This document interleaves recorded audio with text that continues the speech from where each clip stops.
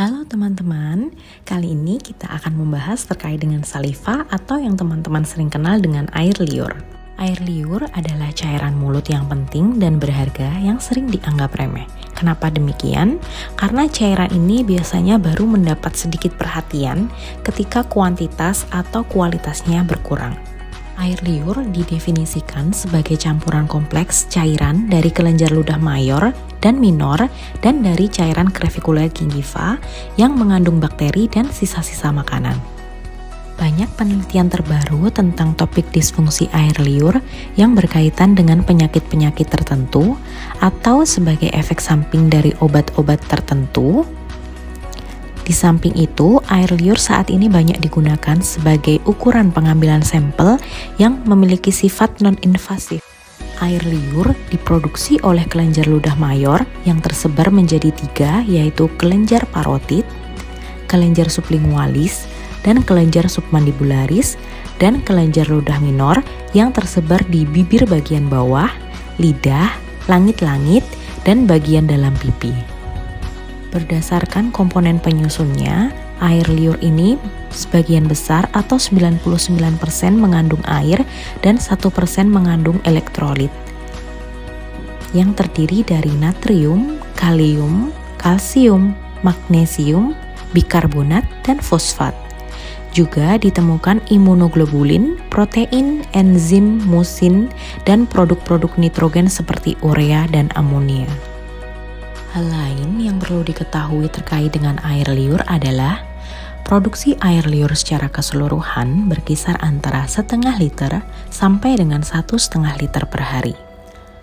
Aliran air liur normal tanpa stimulasi berkisar antara 0,1 ml per menit, sedangkan dengan stimulasi berkisar antara 0,3 ml per menit. Aliran saliva ini akan menurun saat sedang tidur, terutama saat tidur malam.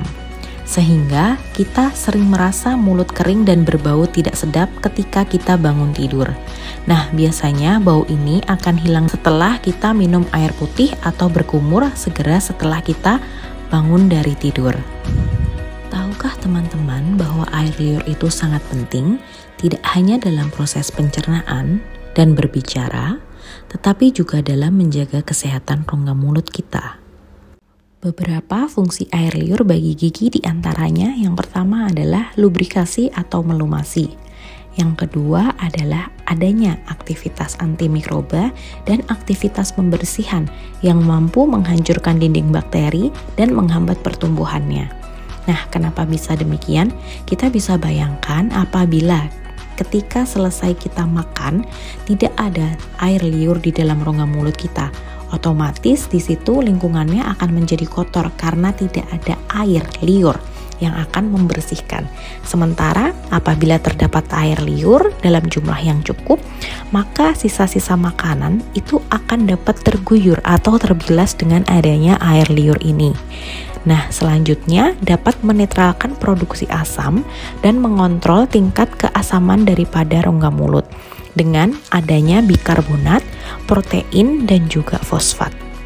Nah, dengan adanya kita makan, aktivitas makan dan juga aktivitas minum terutama yang mengandung gula dapat meningkatkan tingkat keasaman di dalam rongga mulut. Oleh karena itu, kita bisa bayangkan dengan tadi dibersihkan dengan adanya saliva yang cukup, dia juga mengandung bikarbonat yang dapat menetralkan sehingga akan mencegah terjadinya yang namanya karies gigi, yang salah satunya disebabkan karena kondisi tingkat keasaman yang rendah.